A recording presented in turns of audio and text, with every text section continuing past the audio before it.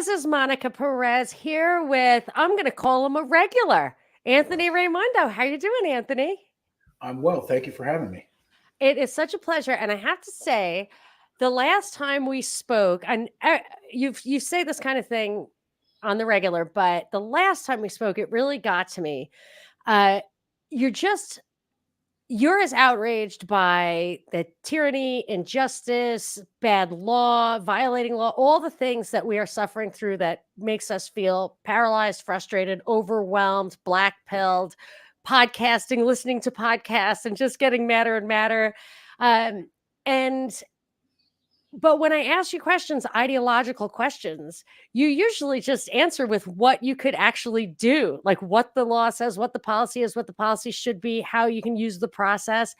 And I think if you wanted to really go down a rabbit hole, it's possible that the reason that we're directed towards being overwhelmed and ideologically opposed to any kind of process whatsoever is that the process is where the power is. I think I'm hoping that that's true. And if anyone can help me believe that and maybe use it, it's you. So that's what I want to talk about. But you can react to that. You can tell me how you've been lately. I love listening to you on History Homos. Your thing about the book you were reading on the labor unions. Again, who could be better at talking about that than you?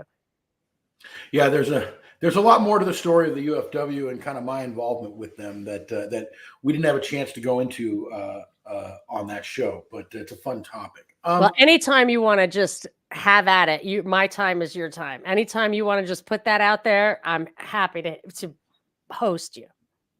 Well, if I find time to get back to my Substack, I'm going to kind of eventually write out the whole story. But yes, I've really fallen off of my Substack just because I've had so many other things going on in the real world in terms of paying legal work that I have to do, as well as stuff that I do for here in the community where I am. And your land. Do you work the land? To some degree. I mean, there's always stuff to do here. Our water comes from a spring that's like on the other side of our front pasture. There's a whole system. I need to go out there and change the filter. There's always stuff to do there. I cut firewood here. So every summer I spend the summer cutting firewood to fill up our wood storage for the winter, which I need to do. Do your sons provide enough labor? Because I have a strapping 18-year-old who is looking for a week on a farm.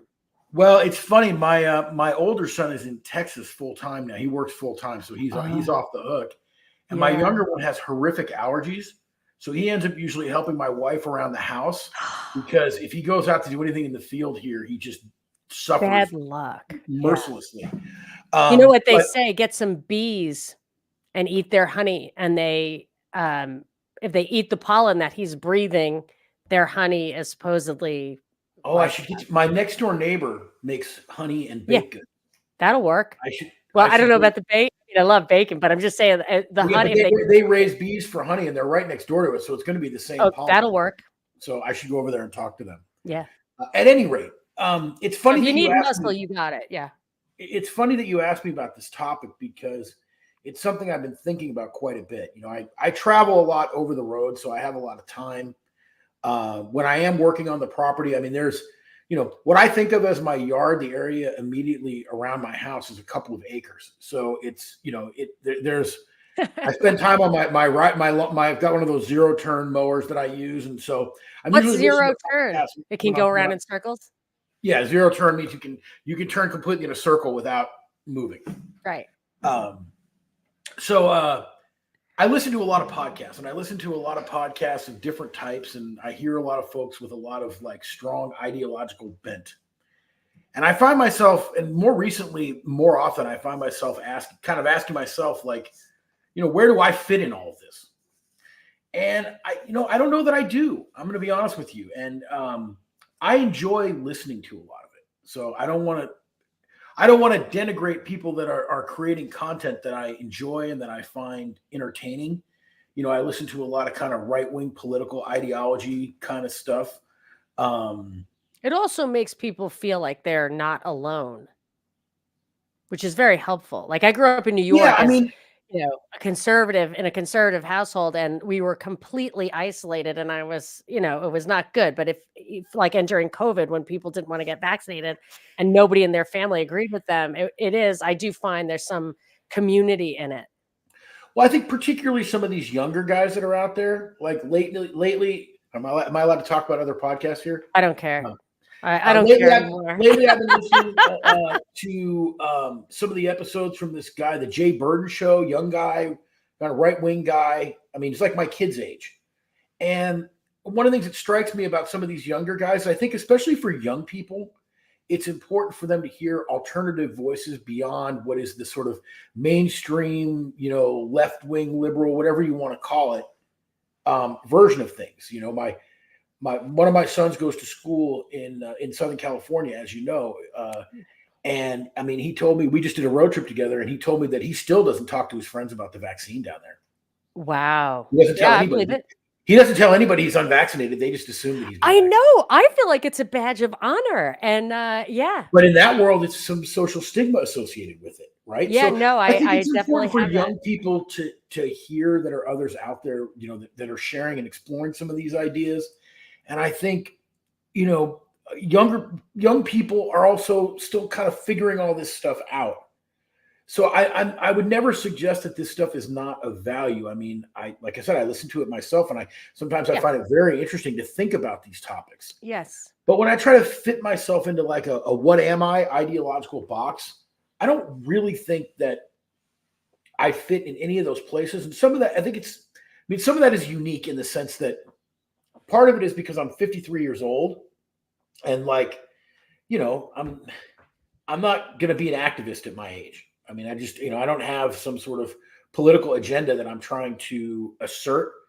I'm pretty financially secure, so I'm not I think that disconnects me from some of the issues of the day to some degree. But also, I've spent a lot of time in a profession that's a problem-solving profession. This morning I was on a conference call for an hour and a half with an industry association in California agriculture and some representatives of local government talking about an ordinance that this county has that is really impacting employee housing on dairy farms. And we're trying to figure out how to work with these people to amend this local ordinance and come up with some kind of solution where it's not disrupting these farms' ability to operate. This afternoon, I'm going to see a client of mine about 20 minutes from here who is a landowner who is being penalized by the state of Oregon for trying to make beneficial use of a small part of her land that she and her son are actually trying to turn into like a little community park. But the state environmental authorities want it to be a wetland, which will be a mosquito breeding ground swamp right next to her house. Okay, so we're working through that process. So I deal with, I guess I deal with confronting a lot of the things that frustrate me in a very real world way. And it's funny, I tried to explain this to my 20-year-old son, and I don't think it made much sense to him. But I have come to believe that we find ourselves when we're born and we live our lives, we find ourselves at a given point in history. Whatever point that is, right? We're at this point in history right now. My parents' sort of young life was spent during the turmoil of they were like young professionals during the turmoil of the 1960s, right? Like you find yourself in certain points. People found themselves in Soviet Russia, right? Yeah. And I think sometimes the focus on ideology leads us to forget that we got to make the best of the time and place that we find ourselves in, right? That all the ideology is nice and it's good and all that, but like, okay, so what are you going to do, right? How are you going to live a life where you and your family can thrive within a time that you may look around you and say, oh, there's injustice? Well, I hate to tell you this, but every single point in human history and every single government that has ever existed has been rife with corruption, with injustice, with abuse, with all of the things that we all get mad about right now have always been there. They always will be there. That's not changing, right? corrupt government officials exploiting systems to their own benefit, unjust wars. These are the human condition that are there all the time. And I'm not suggesting that you shouldn't care about them, but you shouldn't care about them to the exclusion of figuring out how to carve out a place for yourself within that time in history you find yourself. Okay. So I don't know if this, how this is how I think of it is, or my problem is this. Ideologically, so I was raised by an extreme ideological, he was a classical liberal. My father was what you'd probably call a conservative. And I thought he was really a libertarian, except for a few things that came up later. But so he had 9 kids. He was out of work, and it was a bad time economically. And there were jobs available on the toll road, which was run by the government. So my father's brother was a priest, and my father's like, look, I need this job. And, but I know it's not right to work for the government. And my uncle said, yeah, no, you can't. And I mean, not that he was dictating what to do, but his opinion was you couldn't do it. And so my father, what I always say is that libertarians die by the sword, but they don't live by it. So when he started getting Social Security, he was conflicted. I mean, he took it because he had paid into it, but he said, if they would end it tomorrow, I would walk away from it, even though he needed it to live.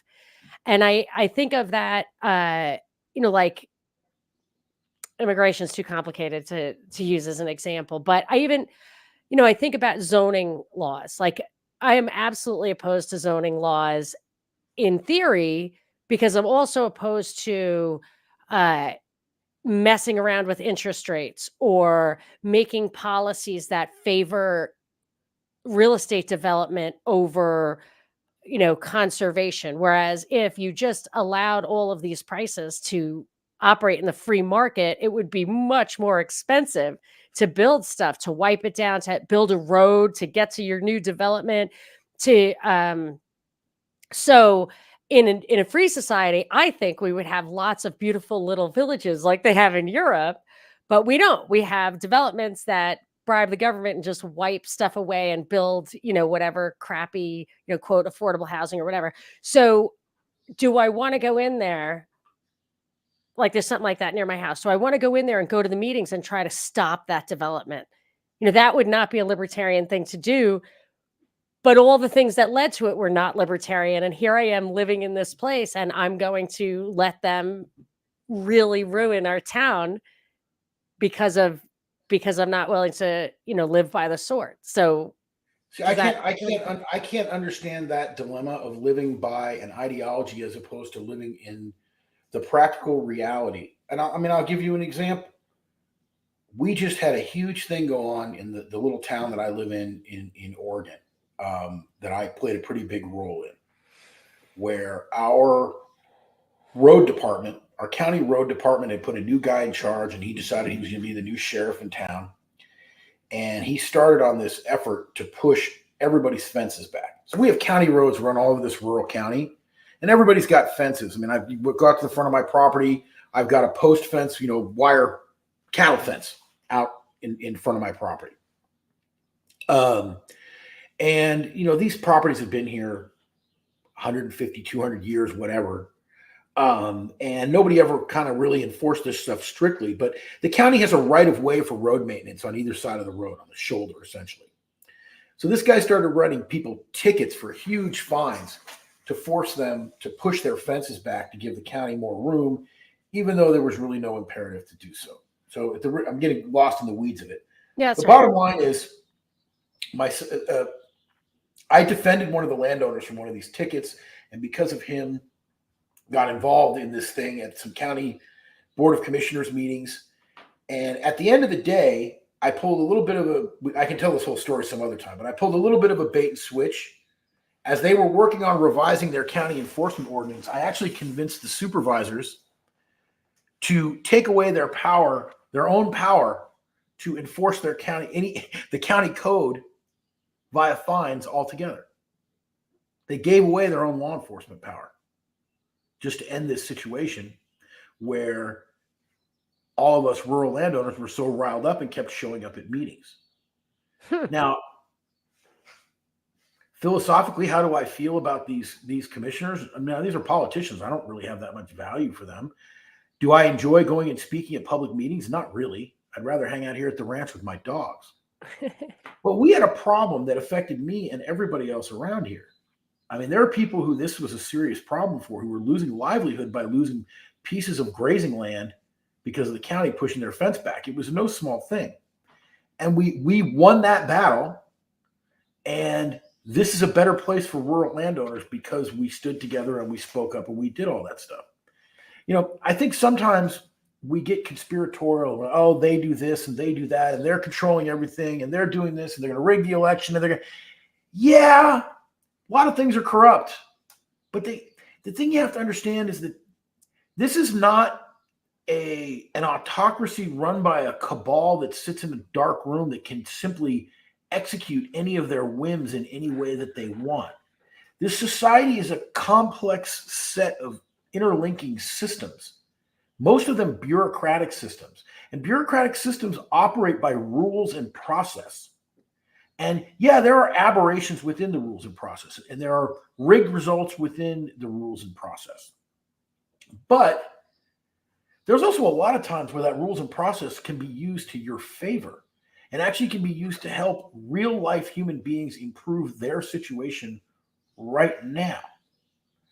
So I actually wish some of our younger folks, instead of getting interested more in some of these esoteric, philosophical, ideological things that are fun to listen to when you're riding down an interstate highway by yourself for 6 hours at a time. But I'd rather have them learn what government agencies govern the parts of their life that they care about. What due process exists within those? What legal rights do you have, and how can you exercise them within the system that you live in? If you want to start a small business, what grants can you get? Oh, you're opposed to government money? Okay, so you're opposed to government money, so somebody else is going to take it. Right. And right? use it for ill. Yeah, I didn't want Donald Trump to sign the whole COVID relief bill. It was one of the dumbest things our country's ever done with that kind of spending. But you're damn right, I took my PPP loan. You know, it's money I paid in taxes over the years. Right. So I got a substantial PPP loan, and I had it forgiven, and I don't feel bad about it because this system exists. What, I'm going to ignore? I'm going to ignore things that I can take advantage of that can provide a benefit to my family. I mean, the money for that PPP loan was the down payment on this ranch. Wow. And then you had to pay the PPP loan back? Is that how it worked? No, it was forgiven. Wow.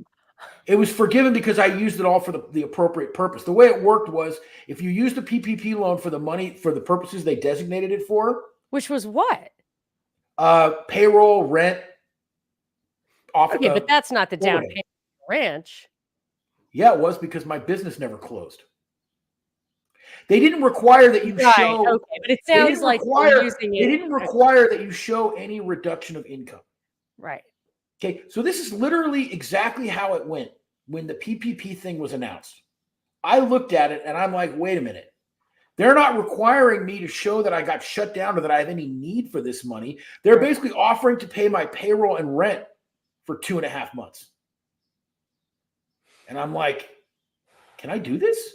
Yeah. So I called my banker and I was like, I'm looking at these regulations and they're not making me show that I closed down. They're not requiring a reduction in revenue or anything. They're just offering this unconditionally. He said, yes. And I said, I want that. So basically, my business during COVID, my law firms were exempt. They were essential. So my business operated. If anything, I was more busy during COVID. Yeah. With the business than I was before. Plus, the government gave me a loan that paid in the amount of my payroll and rent for like 2 months. So I had that excess money. Yes, I had that excess money at the end of the year. I had to spend it, but I didn't have to spend my own money on it. Right. Right. I didn't have to pay my own payroll. Just in that particular example, I'll tell you a couple of things. One is I went to law school. I actually passed the bar. Like, I'm a lawyer. I'm not a practicing lawyer, but I find reading that stuff unbearable. I fall asleep. I can't even navigate where to look at it. It's inaccessible to me. And then on top of that, I was very worried about, I mean, I never really looked into it, but in the back of my mind, I thought something like that because I lost my radio show and I had expenses related to it that I couldn't just turn off. So I did lose some money because of that. And it was suggested to me to look into that. And I didn't because I also thought like, I'm sure it's a trap. I'm sure they're going to F you later. But I find that I actually find the process cumbersome and intimidating. And but I mean, I'm just saying that because I'm sure everybody does, but it sounds like it's worth it. Right. These processes are cumbersome. They are intimidating. They're arcane, but they can work to your advantage as an individual to accomplish things that you want to accomplish. I mean, I'm just using this one as an example because it's such a clear example. Yeah, it's a great example, and we all could have done that. And I saved. People did it. I don't have that business anymore, but at the time, I had a mid-sized business. I had 15 employees. Okay, so I was running $100,000 a month in payroll. Okay, so I look at this PPP thing. I went through all the arcane regulations, right? Checked it with my banker to make sure it said what I thought it said, and then I executed on it immediately. So I saved over $200,000 in business expenses that year. Wow, great! That I used as a down payment on a ranch that gives me and my family more freedom. And the world is better off for you. So what's more important? Me saying I'm opposed to this ridiculous government spending, or me saying, you know what? I paid twice that amount in taxes last year. Right. They owe me that money. Yeah. And I'm going to take it because I can get it. I'm still waiting, by the way, for a substantial check on a payroll tax refund on another part of the COVID relief that they did. From like 2021 or 2022, I get a payroll tax refund. What, you think I'm not going to take it? Yeah, of course. Yeah, no, when you put it that way. And for me, my son who has Down syndrome, he gets Social Security, not much, $800 a month. And he uses it. He needs it. He needs a lot of help. And I normally pay for his help and his horseback riding and all that kind of stuff. And I was really conflicted. I was like, and I don't sign up for any of the things. He could get way, way more. We could get tons of, services, but I don't like the paperwork. I don't like the people. But with this, I didn't even have a right to turn it down on his behalf. And he has to spend it every month, and he does. But I mean, I didn't like it. I don't like it. But you should like it. You didn't create that system. Does that money benefit him? Yeah, I mean, 100% of my husband's salary is fully income taxed here. Like, you know what I mean? He doesn't make anything. Why shouldn't you take advantage of it?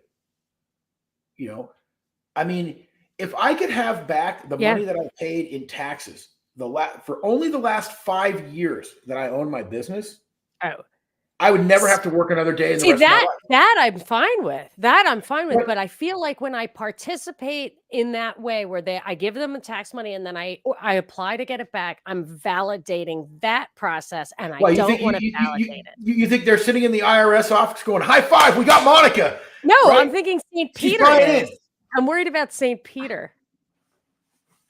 I don't think that.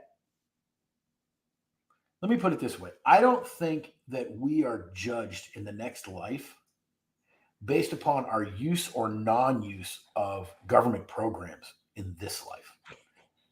I don't think there's a moral question about using a government program that exists within a system that you find yourself in. I think we can all agree that income taxes are a horrible system, right? Our federal government used to fund itself by tariffs and economic protectionism, not income taxes. They don't even make sense. Your income is not related to your use of government services. Correct. So we can all agree that income tax is an insane, stupid, unfair system. Right. Okay, great. We all agree. So what? So what? Right. Do I have to go to jail? I've thought of that. It's like, do I have to go to jail as a tax protester? Do you see any possibility that the income tax system will end in your lifetime? Or more importantly, will end in your lifetime because of something that you do or don't do? No, but my money is going to fund wars. Do I need to just stop working or go to jail as a tax protester because I am? No, but it's under duress. That's my point. You don't. It's a force. You know what? They've created this system that is corrupt and unfair in many ways, and you're trapped within it. You can't change it. You're not, and I'm not trying to tell people, oh, you can't change anything, so just give up. What I'm saying actually is think about where you're applying your energy to understand things and processes that can actually benefit you. Due process is everywhere. Everything the government does requires some kind of notice and opportunity to be heard. Like, you went to law school. I bet you hated civil procedure, right? Every first-year law student hates civil procedure. It's boring and dumb, and it's like the most important thing you take. Yeah, but I wish that's the one I keep wishing I remembered. It's the most important one. More cases are won and lost on procedure than anything else. Yeah. So learning how to engage with your local government is really important, especially if you live in a small population area. Like the kind of thing we accomplished here with the county probably would not have been possible where I came from in California. But I mean, when I was fighting the COVID stuff, when I was fighting the lockdown stuff for businesses, that culminated with me having a Zoom call with the mayor, and the mayor dropped the lockdown after that, announced he was dropping the lockdown after that. That's just amazing. You're a superhero. I was not the only reason. It was not the only reason, but a lot of people helped, and the real heroes of that thing were the businesses that had the guts to stay open. Because they're the ones who were really at risk. I never put anything at risk of my own other than just spending time and money on trying to help people. But my point is, by utilizing that due process, we had a political impact in a local area that affected people's lives. Like, I really wish that, like, when I hear these younger people so obsessed with ideology, like, I wonder if they understand how ordinances are made. I wonder if they even know what their city ordinances are, their county ordinances are. I wonder if they understand how business licensing works in their community. I wonder if they know what due process rights they have. I wonder if they know when they buy their first house, what due process rights they have against their HOA. I wonder, all these things. Here's a kind of a classic tale of what I'm talking about. Okay. When I was a public defender, represented a lot of people that got arrested in traffic stops. Very common way for people to get arrested is in a traffic stop, right? So they pull you over for expired registration, or your tail lights out, or whatever other nonsense vehicle code violation that they pull the person over for. This scenario happens countless numbers of times, all the time. Cop walks up to the window and says to the driver, "Can I take a look in your trunk?" Driver says, "Sure, officer, no problem. Here's the keys." But the answer should be no. Opens the trunk, drugs or guns or both. Right. Everybody goes to prison. Why? There's only a couple of answers that people ever give you. Because I used to ask people all the time, why did you say yes? Why did you say yes? And they only give two answers. One is, I was scared and I didn't know that I'm allowed to say no. Fair answer, right? Yeah. Number two was, I thought if I said yes, he wouldn't be suspicious and he'd let me go. Which sounds dumb. It does. But it's not that dumb, because they don't know the context that they're in. They don't know that the reason the cop is asking is so that they waive their Fourth Amendment rights and he can search the whole vehicle. Right. That light doesn't go on because no one's ever told them. Right. No one's ever even told them that they have Fourth Amendment rights, much less that they can be waived. I have like 10 different things now. There are so many. The system operates by rules, and they have to follow those rules. It's why, it's so easy to be conspiratorial and think that, like, the world is in control of these incredibly powerful people. It's not. They're a bunch of morons that are exploiting the system to their benefit. This system was here before Nancy Pelosi got there. She's just exploiting it for her benefit. She doesn't understand it or control it any more than you do. She's just in a different place within it. Okay, listen, a few things.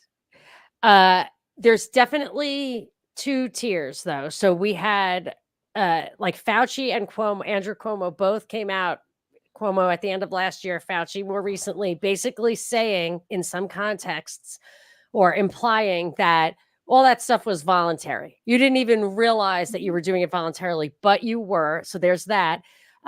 So there is, I'm validating what you're saying, but there is a conspiracy to get this stuff to use psychology against us to give those things up. I would also say, getting back to the young people, and there's a book, Harry Brown, How I Found Freedom in an Unfree World. I don't know if you've read it, but it's totally consistent with what you're saying. And I've always been a little uncomfortable with it because it's like, look, here's how to stay free in an unfree world. Don't get arrested. Don't go to jail. Pay your don't taxes. touch the system is a big thing. Yeah. Because once you touch the system, you're going to keep touching the system over and over and over again.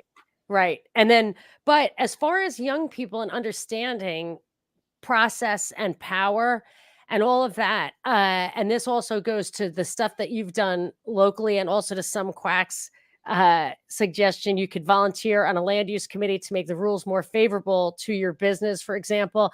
I think on the one hand, I would like to say, how could young people be more educated on just basic civic competence? And I think they used to teach civics in school, and I believe they do not anymore.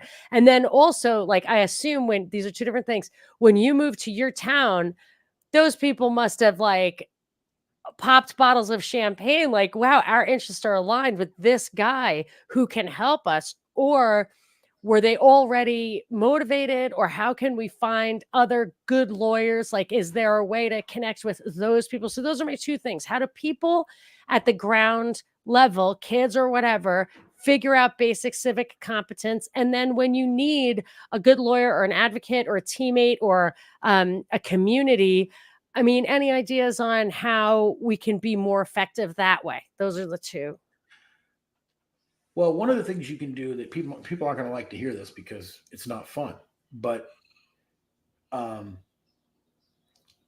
you can look at the website for whatever your local municipal and county governments are, and just go to meetings. Your city council is going to have regular meetings. Your board of supervisors is going to have regular meetings. Like, if you really don't know, I mean, when you come from a legal background, you kind of know a lot of stuff already, like, about process and things like that. But for like imagine a younger person who is trying to figure all this out and doesn't know where to start. Yeah. I would go and watch some of those meetings. Would be a starting point. You know what? Go to the courthouse and watch a couple of trials. You'll learn a lot more than you'd ever learn from watching this legal crap that they put on TV. When you see a news story and you see a government agency mentioned in that news story, go online, find out what is their jurisdiction, what do they do, how does their process work, right? I mean, it just takes a little bit of curiosity, honestly. And we're all, I'm as guilty of this as anybody. I'm not being judgmental of anybody, but the time we all spend on streaming and social media and video games and nonsense, take 3 hours a week and say, for 3 hours a week, I'm going to educate myself on the legal system that I live within. The more you understand it, the more it will start your wheels turning on ways that things can be of use to you. And look, I'm just using myself as an example, and I don't like talking about myself a lot, but I'm using myself as an example for this one because I think I have some things to say about, yeah, you have to. That's why you're here. About, from where I started to where I am now. I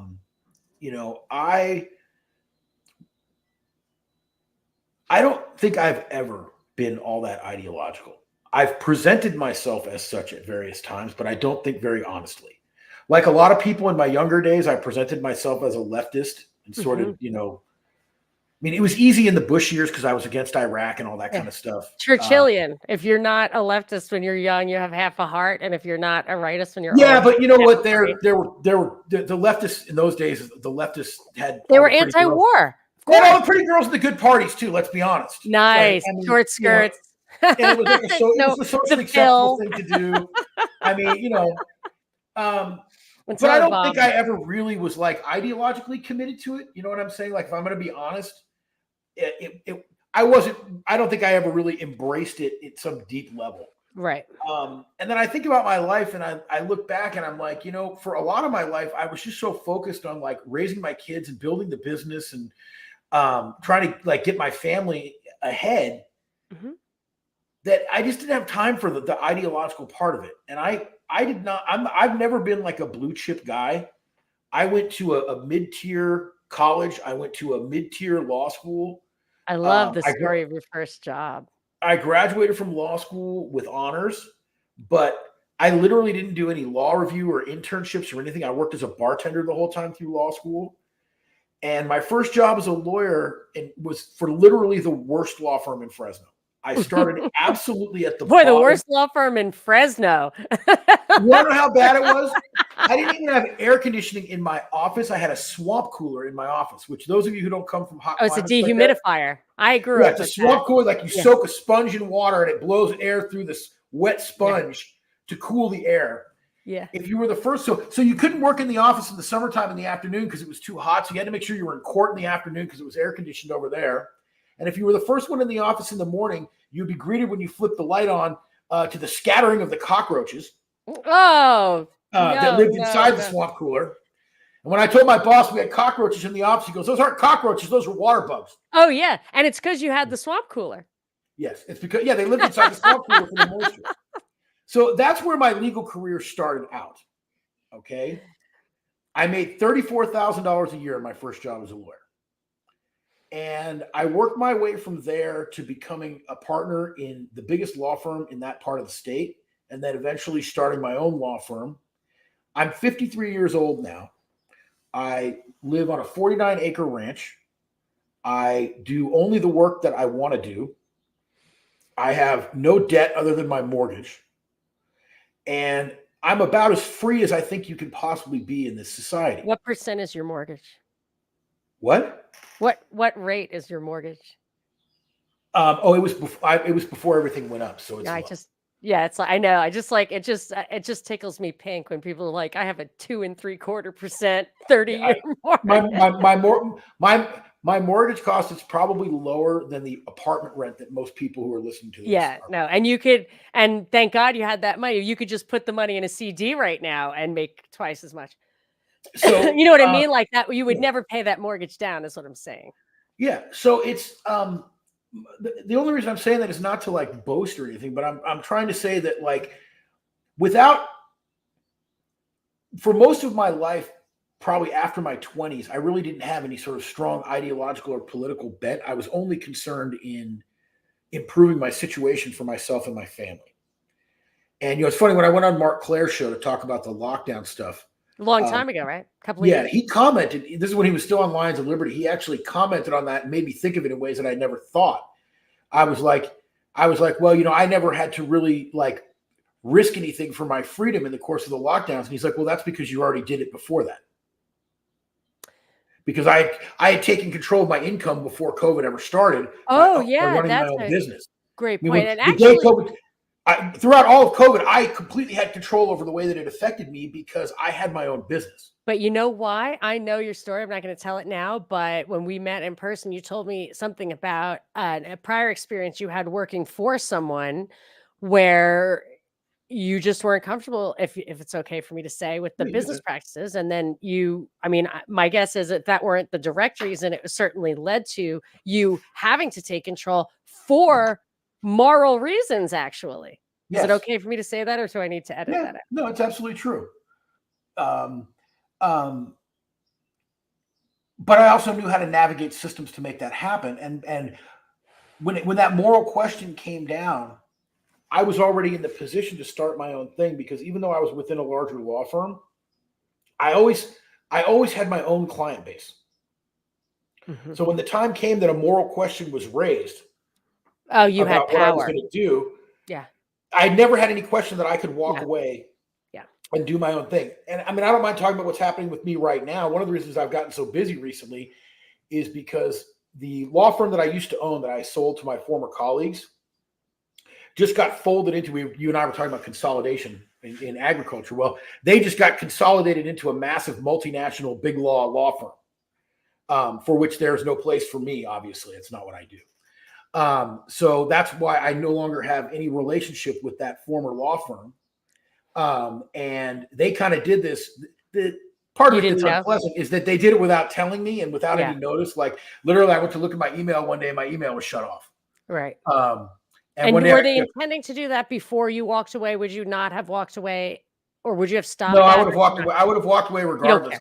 If they Yeah, were going you to didn't pay me care. what I got paid, I would have done the deal regardless. Right. Okay, good.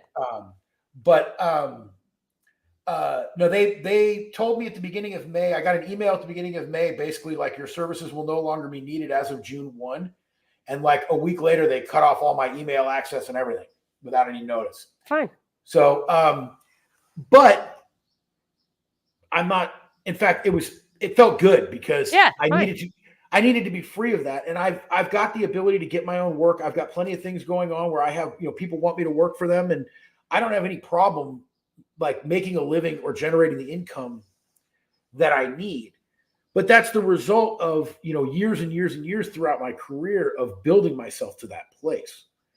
So rather than worrying about ideology, think about what can you do that's convertible into a business where you can be in control of your own money.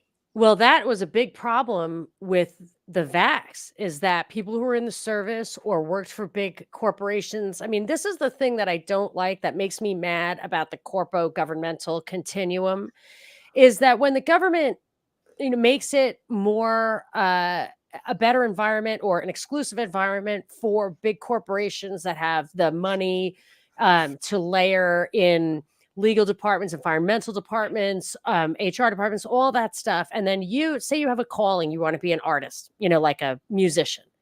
And it's virtually impossible. You probably even know this from your son. Maybe it's not impossible, maybe it is, but let's just say it's virtually impossible for you to do it other than plugging into a big company. And then you're a musician. You can't do anything else. God gave you that gift. It's your calling, and you must do. Or doctors. That's a true profession. You're like, actually, they say lawyer, doctor, and clergy are real professions. Like you're born to it. You have a vocation. And if these things get super consolidated, very highly regulated, and the only way for you to live who you are is to be a part of a company, and then they say you have to get vaccinated. So I agree with you. Like you should, and I want to hear what you have to say. But I felt bad for the people who were in those situations where they'd spent a whole life being part of an organization or whatever, didn't have the financial, didn't have fuck you money. They had to, and they felt they had to get vaccinated. I felt bad for those people. And you could say, well, that's what you get for working for somebody. But when you have a calling, and if there's nowhere to go except for in the system, I just feel bad for them. I feel bad for a lot of people, but what I would say to that is, one, that's why the other thing I did during COVID was defend some of those folks and try to get them compensation for having lost their jobs over refusals to take the vax. The reality is we live in this, whatever you want to call it, corporatocracy or whatever it is, where we have this merging of corporate and government power and, these massive institutions that kind of govern huge swaths of our society. But see, I look at that landscape and I'm like, I don't see a path for me to do something about that that's going to change it, other than either A, try to use it to my advantage, or B, exit from it as much as I can by controlling my own income as much as I can. Right. So it's been interesting. My older son is for those who haven't heard me before, both of my sons are aspiring musicians. And my older son is a little farther down the road because he's out of school now. And he has, since the second of his college graduation, been paying his bills with his guitar. That's impressive. He teaches for a nationwide guitar or music school, and he performs for, I didn't even know this existed. There's this company that does like event music nationwide. And what they do is they get information, they get musicians like him. Like he's a highly trained musician. He can play anything. Right. He's like a studio player, a session player. Yeah. I mean, he has a degree in jazz studies, guitar performance from University of North Texas, which is I just have made fun of the jazz major I was like that. It's like even worse than an English major, but It's so rigorous. Like, no, he's literally in demand. wow, It's a really? really valuable. He has a very valuable degree. Talk to anybody in the music world about the jazz program at University of North Texas, and you'll know what I'm talking about. Okay. But so he started off, teaching and playing for a guy locally who was doing like weddings and those kind of, corporate gigs or whatever, doing, cover band stuff. And he's now moved up to a national company that does these type of corporate events, weddings and things like that. And they fly him all over the country. They'll be like, hey, we've got a gig in Montana next week. They send him a plane ticket. He gets on a plane and they pay him all his expenses. And then they pay him to play the gig and come back. And, he can pick up and learn the music immediately. None of it's particularly difficult for him. And, for a young person, he's making a pretty good living. How old is he? Like 22? Well, he's 23, I think now. Yeah, 23. That's great. So his roommate works at Chipotle. He's making a living with his guitar. His aspiration, or at least what he's talked to me about as a possible aspiration, is to have his own business doing, teaching, Doing just what he's doing. Yeah.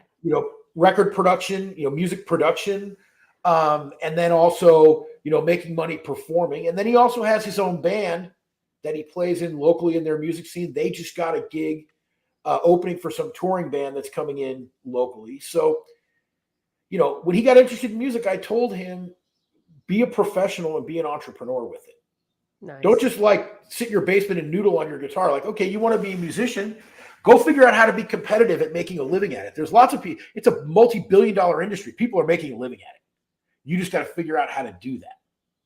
And he does have, because he watched what I did, he does have the goal of at some point being able to control it for himself. And it's so rewarding to build the business separate from actually the work that you're doing. There is just something about building something of value personally that it's like Uncle Ted's power principle. Like it's important, it's difficult, it's autonomous, like it's really gratifying. I took a lot of satisfaction the time that I owned the business in actually providing like a good place for people to work and like good paying jobs. And like, when I would see my employees kind of advancing in life, like that was a good feeling for me. Yes. I didn't want to do it anymore. I didn't want the stress of it anymore. And it's kind of funny because I've come full circle that now I'm a solo practitioner and I'm getting much more back into the nuts and bolts of the legal practice. Whereas running the business, I was probably more businessman than I was attorney. Yeah. Yes. And now I'm back to being kind of mostly attorney and less business. So let's talk about that. That's a good segue into the other part of my question, which is you're special. And I was looking for people like you during lockdown. I kept saying, I would broadcast to probably 10,000 people. Where are the lawyers? Where are the good lawyers? Please, where are they? And we've talked about this before. Like they are all scurried away like your water bugs in Fresno. And they just couldn't find them anywhere. And now you're in this town. They must be so happy you're there. Or maybe they were already doing it. Maybe these people who own farms are super competent and they understand how to deal with the land use stuff. But how do we find more people like you? I don't know the answer to that. What happened to me here was I'm not a very sociable person. I hang out primarily with my wife. And when she's when she's working, I'm here on the ranch with the dogs. I probably spend more time with the dogs than I do with human beings. And so I didn't really insinuate myself into the community because it's not really what I do. Right. Then you were asking like if there's work on the property. So there's a local rancher here who has a beef cattle operation and a label under which he sells his beef, and he rents from me. So he grazes cattle in my fields in the spring and summer, and then he harvests hay off of my backfield in like. Oh, that's great. That's good for you. So yeah, it's great because the land gets grazed and we have cows here, but I don't have to really worry about them. That's great. And I get a little bit of money, and I've got 2 20 cubic foot freezers full of beef. I was going to say, does he slaughter? Does he give you? Oh yeah, no, he pays part of the rent and beef for me every year. Dude, I want a liver. I'll get you a liver. You want a liver? Oh, yes. It's Grass-fed, it's beautiful. It's really, really good. I just like I've eaten liver to the point where I've gotten a headache because you just can't have that much vitamin A. Like there is a maximum amount. My kids are like that, Mom. That's disgusting. Liver and sour. We usually get it in the fall. I'll remember, and I'll save you a liver, and I'll bring it down to LA Oh, right on. And in a cooler. we'll give you some homemade Texas barbecue. Actually, if you bring me a brisket, we'll cook it for you right there in front of you. My husband is a master when it comes to Texas barbecue. It's wonderful beef. Right on. So he had gotten cited. He got a ticket because he repaired a fence that had gotten damaged that was allegedly in the county's right of way on a nowhere curve on a nowhere road that nobody was going to be doing any maintenance on. Like, I mean, it was the silliest thing ever. And the due process part of it was so badly handled and ineptly handled. There was no way this thing was ever going to stand up under anything. So I pushed back on that, and I ended up getting it dismissed on procedural grounds. So he asked me to come to a board of commissioners meeting where he had organized a bunch of landowners to come to complain about this. So I spoke there and explained, who I was and what my background was.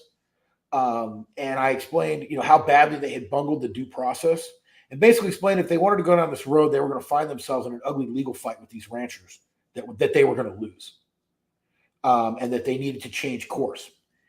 So that resulted in more meetings and more discussions, and we were down the road of drafting a whole different policy. And then the night before that was going to happen, one of the commissioners called me to ask me what I thought, and I told them I thought that what they should do is be heroes by standing up at a meeting and saying that they were going to take away their own power to fine people completely. Because this guy ran on like a small government platform, and there's only 3 of them, and I had a pretty good idea that one of the others would be aligned. Right. I'm like, why don't you be a hero and be the first government official ever to give away some of his own power? He ran on a small government platform. That's great, and it probably worked.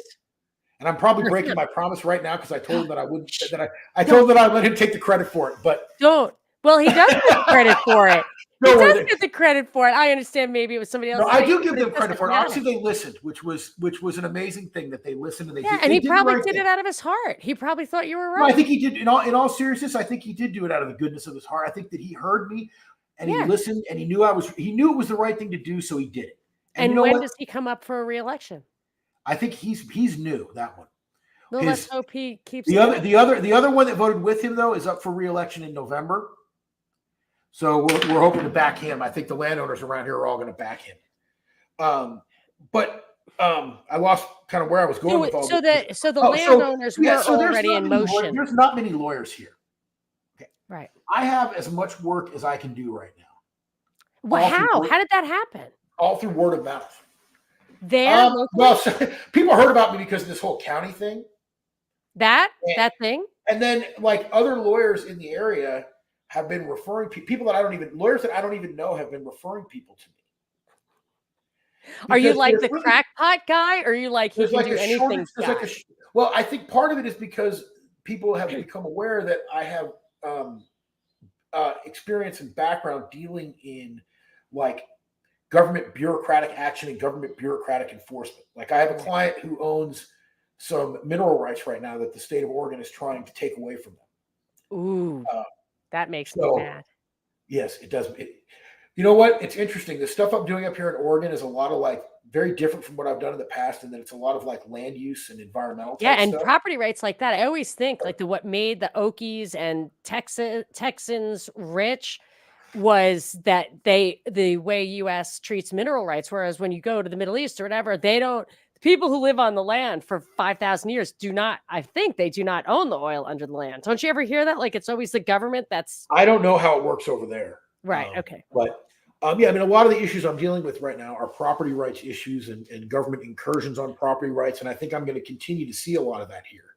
Well, but I mean, what I would say to people is if you do what I did and you relocate somewhere, I didn't like relocate and immediately be like, okay, what can I do to make this place better and make myself important to the community? I kind of hung out and laid low and lived my life. And then as I got to know people like and understand more about what's happening here, this opportunity arose where, I could lend a hand. and make a contribution to the community. In fact, one of my neighbors the other day was walking her dog out on the road when I went to get my mail and thanked me for it, which was really nice. And so, everybody has something to offer, right? You don't have to be a lawyer. That's what my mother said. Ask yourself what you have to give. Right. And then, just participate in your community and be a human being and get to know people. And if I hate that though. I don't even like going to the supermarket. I do not want to go to a city council meeting. I'm not very sociable. I mean, I don't, my wife can't stand to go to the grocery store with me because I hate the grocery store so much that I just get all grouchy, and she's like, she'd just rather go without me. Oh, I hate it so much. I start having literally my heart goes faster. I'm like, I have got to get out of here. I'm overstimulated. This is weird. I'm going to buy too much. I just have to go. I cannot stand it. It's like, somebody needs help. Just help them. Like, are you good with cars? Change your neighbor's oil. Right. I mean, I don't know. Just everybody has something that they can do for somebody else.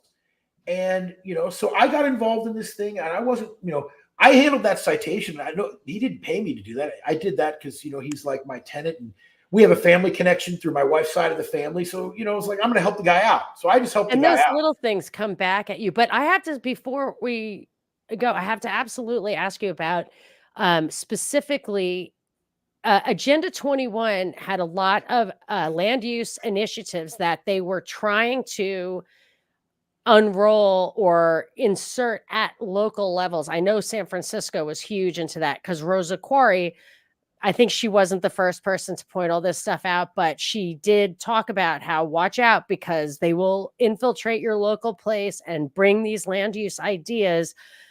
Have you noticed that? Do you think that's true or what? I don't know how much that's true. I don't think that's true here. I mean, I think one of the things that I'm learning, because remember, I'm still relatively new here. I've only been here a couple of years. But what I'm seeing is really the dynamic here in rural Oregon is encroachment on the rights of rural landowners by the state, not by our local governments. Our state agencies like Oregon Department of Fish and Wildlife are extremely aggressive and have no respect for people's property rights. The little bit of contact I've had with them so far is they're very, very just contemptible people. With very little respect for anybody's agenda but their own. So I think it depends on where you are exactly it's also easy. Like, I didn't want to suggest earlier that I don't believe there are conspiracies because I'm clearly a very conspiratorial minded person. I mean, I don't mind telling you, I'll tell the world right now, I don't think there was a COVID virus. I don't think there was a novel virus. I think they made the whole damn thing up. It was always the flu, which is why the flu disappeared. And they just gave you a test that said you had it. And then people were psychosomatically convincing themselves they had the symptoms that they were told to have. There was no virus. The timing is too good. You really think they can coordinate a leak from a lab in Wuhan, China? No, I don't think. I think they work out exactly on the right timing to screw up our election. They made the whole thing up. I think they gave it to people through the vax. And I couldn't smell anything and I wasn't congested. But the reality of power is more like Game of Thrones than it is like Star Chamber. Right. Yeah. Okay. So over here you have, the DNC, Obama, Clinton, deep state people who want to have a virus so they can get Trump out. Right. Remember where we were in early 2020. Trump was bigger than it. Wasn't about Trump. It was definitely absolutely. It was about low interest rates, but we can talk about that. It was about dethroning Trump and getting Trump. There's nothing special about Trump, the man. Okay. But it's the people. If you look at what's happening right now, it's like proof positive of my Trump theory. It doesn't matter what Trump does. His very existence undermines the institutions that they're trying to preserve. What we've seen in the last few weeks with this trial and all this stuff, has anything happened in your lifetime that more destroys American institutions than what is happening around Trump? And he's not doing it. He's not in control of it. But just his presence gets people so unhinged that it's incredibly self-destructive. But let's not get... Well, I think it's a controlled opposition thing, but I'm not saying your story isn't right. I'm just saying... My point is there was a political goal that was in mind. Right. I don't think that political goal is necessarily aligned with the pharma goal. I think pharma saw that they had manufactured this thing, and the pharma people are like, wait, we got this mRNA crap that doesn't work, that we've sunk millions of dollars into. I bet we can get these rubes to take that vaccine, and I bet we can convince the government to force them to take it and immunize us from whatever happens. I don't think anything good's going to happen. I did. But we'll get immunized, and we'll make money off of a crap product that we wasted all this R&D development on. I literally think it's that cynical. I thought the vaccine They don't all work together, and oftentimes they fight against each other.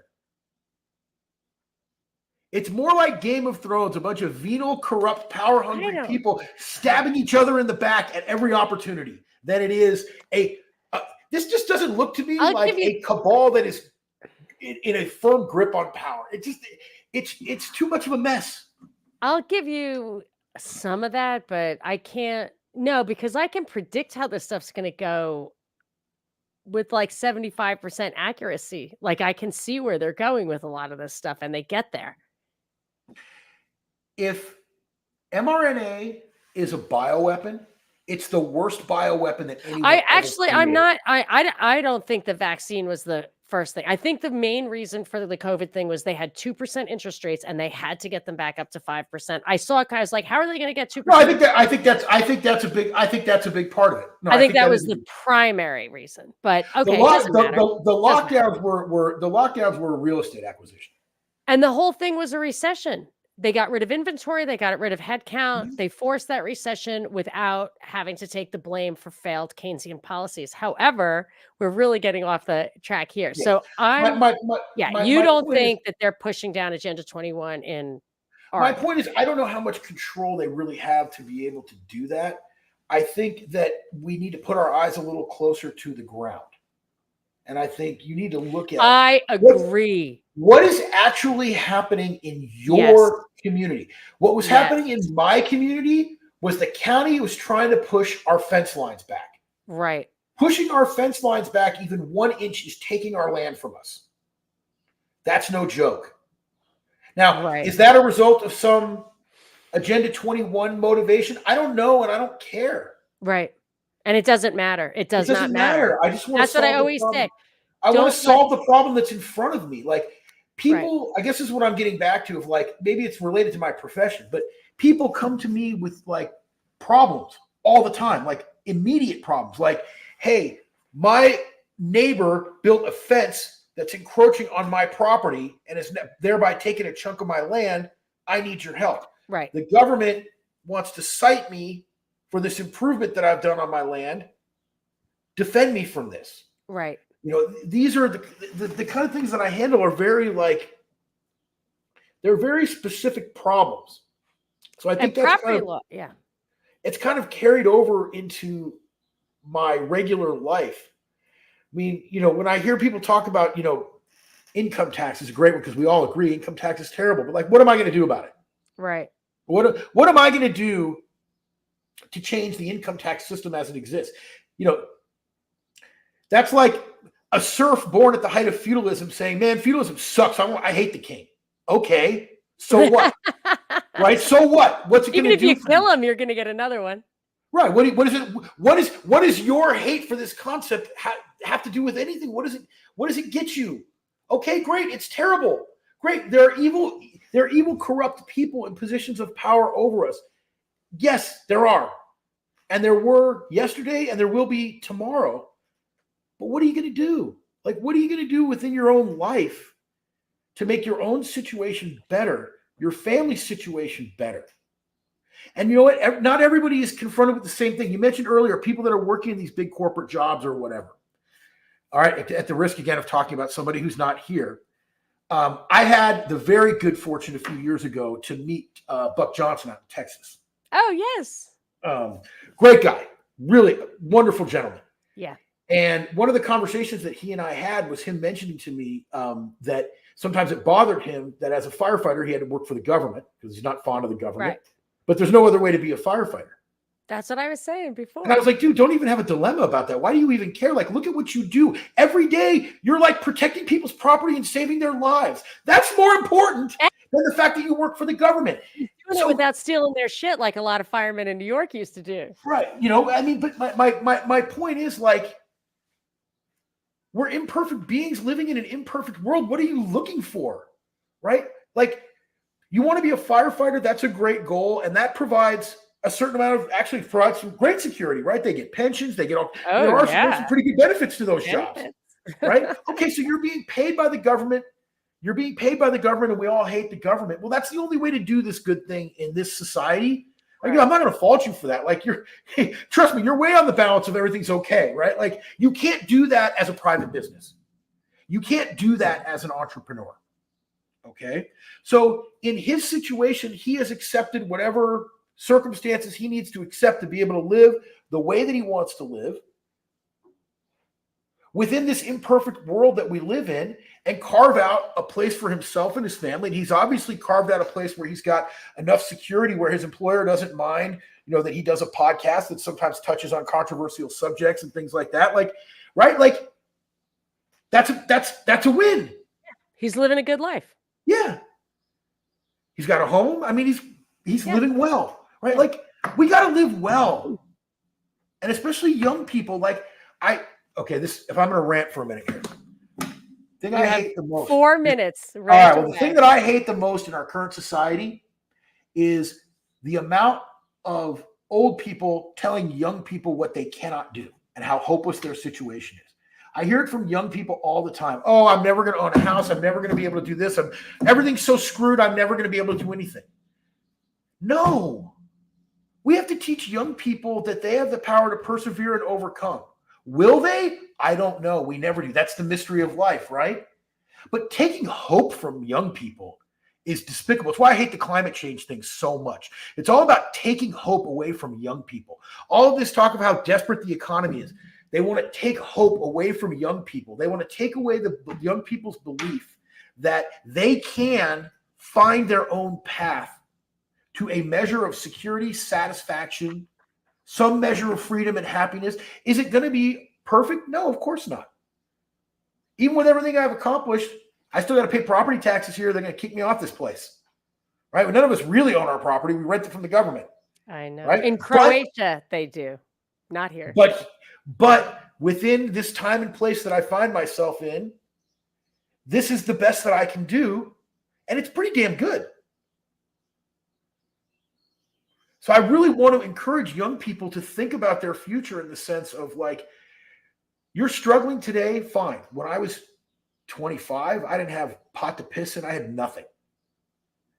You don't know the twists and turns that life is going to take you on. Find something that you can do that has value, that you enjoy doing. Figure out a way to make a living at it, and then figure out a way to get yourself, whatever your circumstances, find yourself the independence that you can in as many ways as you can. For some people, that's setting up an Amazon store as an alternative income stream. For other people, it's generating a social media following and a podcast that gives them an income stream, right? For other people, it's something else. It doesn't have to all be the same thing. Lord knows, don't go to law school. Please don't go to law school. Please. Don't go to law school. No, don't go. We have too many lawyers already. I know, but you can learn the process. My husband and I both went to law school and we're never lawyers. See, that I don't understand. It's a lot of effort. It's a lot of effort. It's funny because my father-in-law is a doctor, and you talked about professions that are vocations. And my father-in-law is a person who loved being a doctor. It was the most important thing in his life. And he very much, I think, feels that sense of, like, it was his calling that was meant to be. I don't feel that way about being a lawyer at all. It's a job. It's a good job. I mean, I got paid well for it. There's parts of it that I enjoy. There's parts of it that I don't enjoy. It's better than a lot of jobs out there, and it gave me the ability to get a lot of freedom. But I'm not one of those guys who's, like, going to die at his desk and practice law till he's 80. I mean, all that really boring reading. How do you stay awake?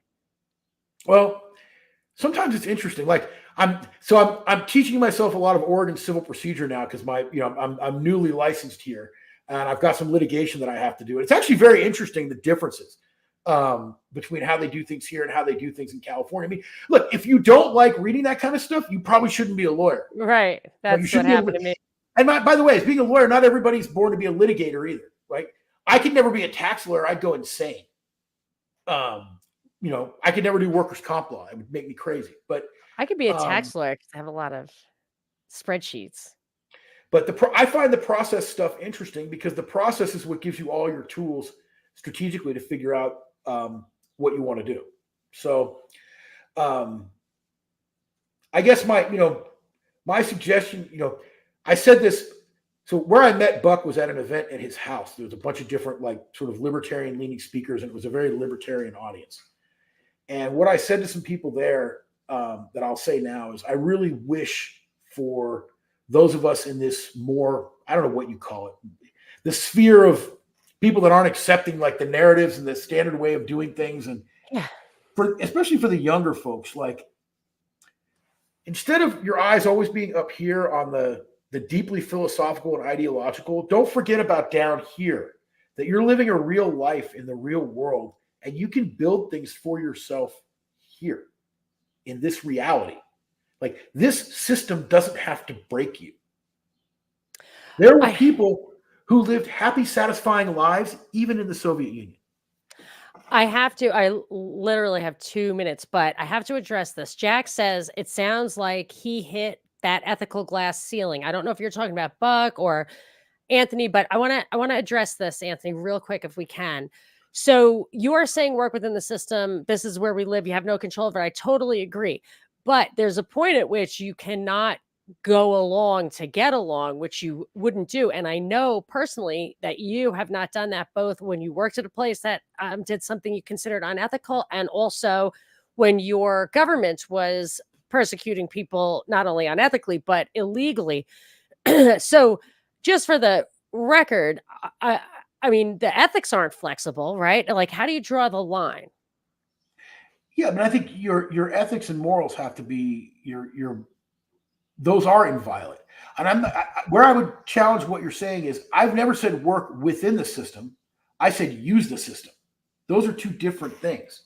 You don't have to acquiesce to the system to use its tools to your advantage.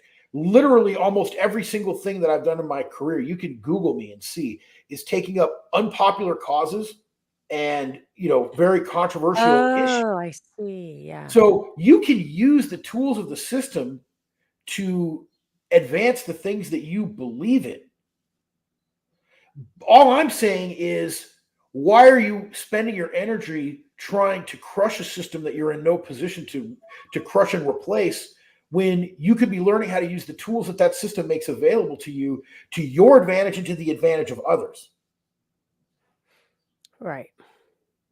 All right. Well, I'm going to leave it at that. I love everything that you were saying. I love your admonition to young people. You opened my mind to something. I always thought the black pill was a total psyop to disempower us.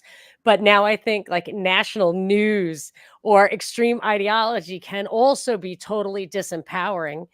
And that who's behind it all, if it's Agenda 21 or whatever, does not matter. The motive of what's going on doesn't matter. You have to defend, for example, your property rights. That's the most important thing, in my opinion. And defending them, being hyper vigilant to defend your own property rights, will in itself exercise the process by which we can defend those rights. So I love that. It's working out the system. And keeping people aware of it, because I worry that they're eroding our ability to access the process. Or what happens to Trump or even Bill Cosby is people accept that they're a bad guy, and so they don't care about the process, but the process is our defense. So now I feel like I'm probably putting words in your mouth, but you have the last word. No, I think if you know who's running for president, but you don't know who's running for your board of supervisors, you need to think a little more locally. Right on. What are we going to talk about next time? Oh, I don't know. We covered a lot of ground this time. We sure did. So, and you're super busy, but I really wanted to talk to you about this because I knew that your answer was, in all of my thinking and noodling and talking, I'm finally like coming back around to getting my feet on the ground. And I knew that you would help me do that. So I appreciate it. Is there anything you want to share with people, where to find you, or, whatever, how to buy a t-shirt from your son or something? If you want to check out my kids' music, my older son's band is called Broadbent, named after a small town here in Oregon. They're available on Spotify and other places. My younger son has a solo musical project where he's under the name Wumbo William, which is also on all the different streaming platforms. And then he has a band that's very different with some friends of his that's called I Am a Snake.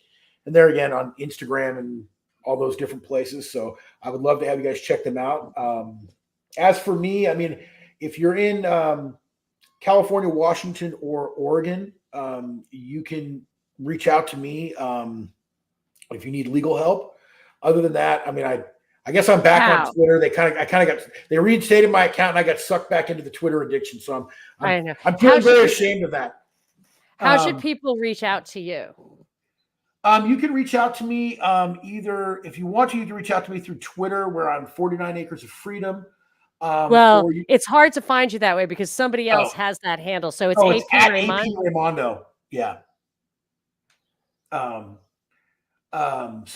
And your Substack, is that coming back? Yeah, I will be working on that.